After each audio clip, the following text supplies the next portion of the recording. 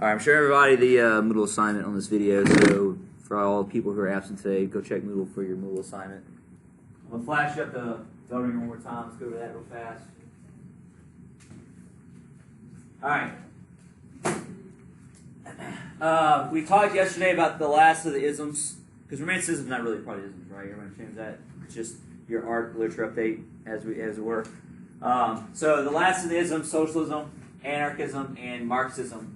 Socialism is in general what? Or what concepts? More government involvement. A lot of those early utopian socialists wanted to do what in general? Isolation, right? They wanted to kind of make these perfect communities, especially with Charles Fourier, the French guy, who was like, it needs to be mathematically this many people or else it will not work. So like they were all about kind of de-evolving society in some ways and like kind of creating these useful communities. Also, it's a lot about enhancing workers and their rights and having workers have more say and influence. Anarchism, is that what? Violent protest, but also like none of it works, right? Just basically abolish all of it. Same thing. So, Sorel, and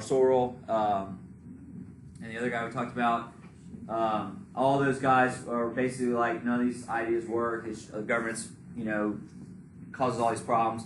Give workers more say, more abilities to control themselves, those kind of things. And then Marxism, you have to have what? Violent overthrow, right? That you can't. While he respected and admired some of the ideas of these utopian socialists, he believed that you cannot have them just remove themselves from society. It's unrealistic. So basically, you still have to go out and basically fix the problem, right? You got to basically tear stuff down or burn it all down and change through revolution. That way, you get a better society overall for everybody, not just people who go to this utopian community, for everybody in general, right?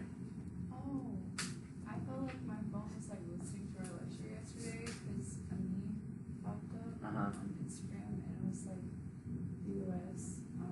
Capitalism is the most efficient or whatever, and then China was like, we built a hospital in 9 days. What kind of hospital is it? What's the quality of that hospital? But then it showed like a shack. So like, Right, there you go. All right, anyway, so it has to go through violent means, a revolution. The proletariat takes over and gets rid of, takes over the bourgeoisie's power. Omens means production, all those things, right? So everybody good on the three topics? Yes? Okay. All right. So back to being romanticized. But in all seriousness, silliness aside, yesterday, I was being sincere about that term romanticizing. So like that term, romantic or romanticizing means to kind of like make something seem what? Something very emotional or personal. Well, it can be, but also make it seem like it's maybe better than it actually was, right? And so like we were saying, there's a lot of emphasis in this period on like medieval times where like they emphasize things like chivalry and knighthood and maidens in distress, making that time period seem a lot better than it was. A lot of modern notions of like the Middle Ages get romanticized here, right? And it influences how we think about them now, right? When in reality, a lot of the Middle Ages and the Dark Ages were very, grimy and muddy, and knights weren't always chivalrous, which is why somebody should probably write a book about it and explain how life was actually like at that time, right? Wow. What? Read that book. You should read that book, right? Sounds interesting. Somebody should write it and make it a little humorous, too. Just to spice it. Just spice it up. All right. But yeah, as a warning, we're not that far away from the test, so probably early next week we're going to have the test. Probably Tuesday. All right, I think I got through. I was still kind of early tenets, just kind of explaining romanticism in general. All right, so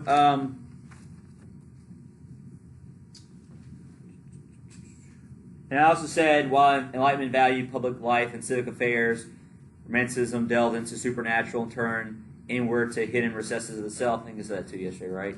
It's all about like finding out about oneself and emotions and learning more deeply about yourself, and not everything's logic-based. There can be supernatural influences too, all these things, right? All right, nature. I don't think I got into any of the nature stuff, right? Okay, so that's the first new thing. All right. The Romantics' general conception of nature was the biggest break from the Enlightenment.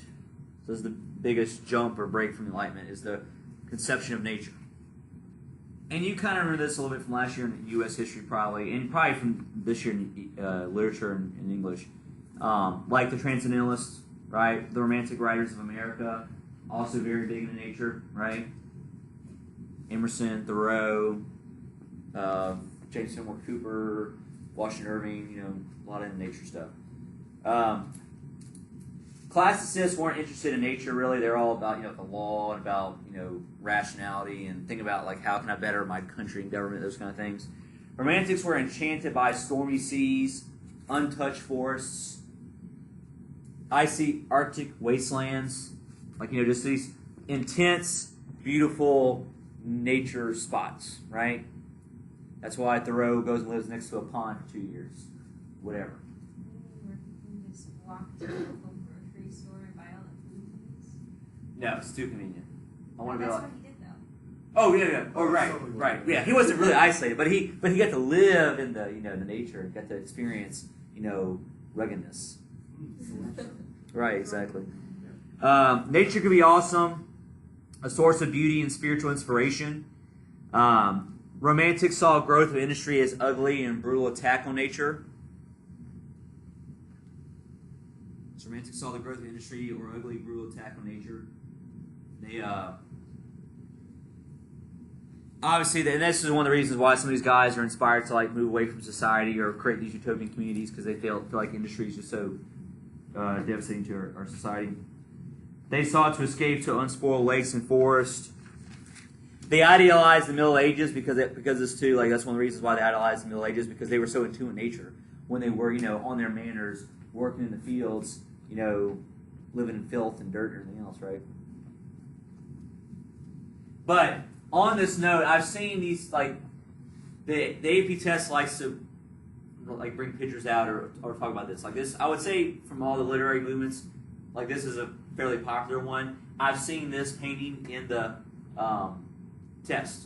So you kind of have to be aware of, I would say, not so much each individual, but you need to be aware of okay, these guys are romantics, so what are their themes, right? So if you saw this painting and it said painted by such and such, would you be able to identify, the fact that it's, what they're going for here?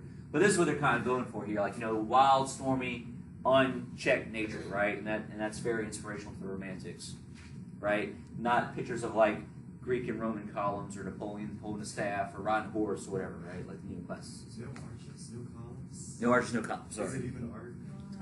No, just trees and nature, right? Well, see, there you go. Thank God. So that seems like it might be romantic. Whereas over here, might be in the Enlightenment guide. So, you get on your computer and troll away, right? So inspired. We're not done yet. But everything's back. Beautiful. All right, history. Study of history was a romantic obsession, so they were very big into history. They have too much free time. This is also true. So study of history was a romantic obsession. History held the key to the universe, seen as organic and dynamic. So history held the key to the universe, which was seen as organic and dynamic. Enlightenment people had seen the universe as very mechanical and static, whereas to them it's very emotional and inspiring and dynamic and changes and shifts. So one famous writer of this is Sir Walter Scott. Sir Walter Scott from England writes this book, Ivanhoe. It's a passionate romance set in the 12th century England. So it's historical fiction, basically, right? But Ivanhoe, his most famous work, was a passionate romance set in 12th century England. And it got the attention of a lot of middle-class readers.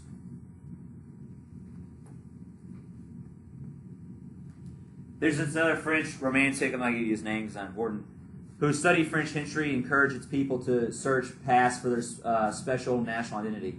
So that's another thing, too, that's starting to kind of develop here as well, is that romantics are encouraging folks to look back into their past to kind of figure out what is your national identity, what is your national character, for not just for yourself, for your country, right? Which obviously coincides with the rise of nationalism happening at the same time, right?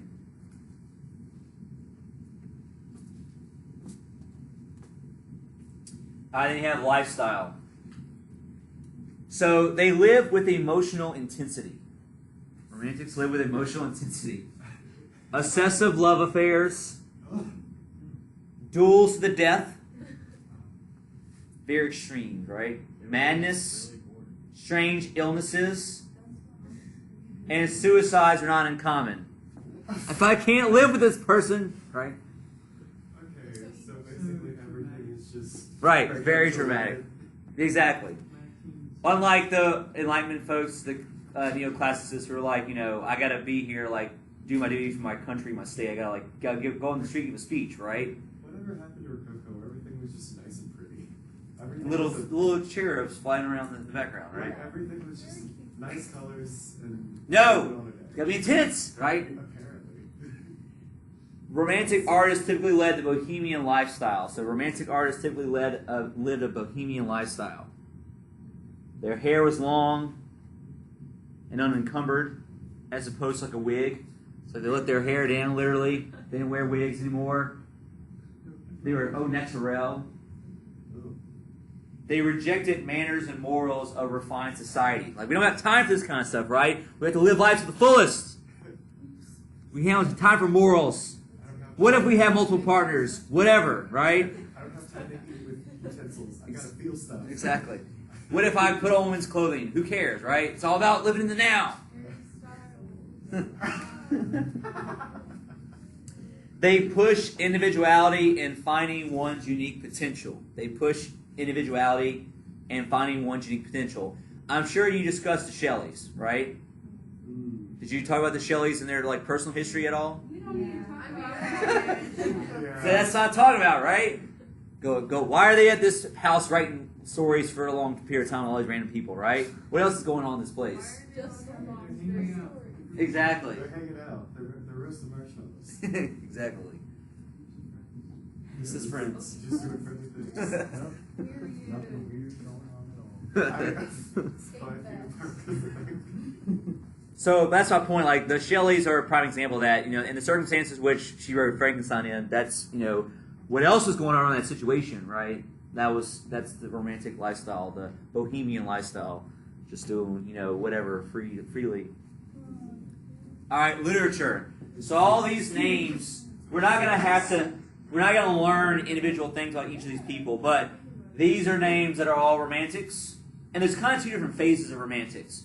So before I go to literature directly, we know one of the guys who first kind of heralded romanticism in France in the mid to late 1700s was who? Rousseau. So Rousseau and his ideas, one of the earliest guys to reject some rationality of Enlightenment, he's kind of the forerunner of all this. And then right around that 1780s, 1790s time period, you had the first wave of writers, and then like the 18 teens and 20s, you had the second wave, right?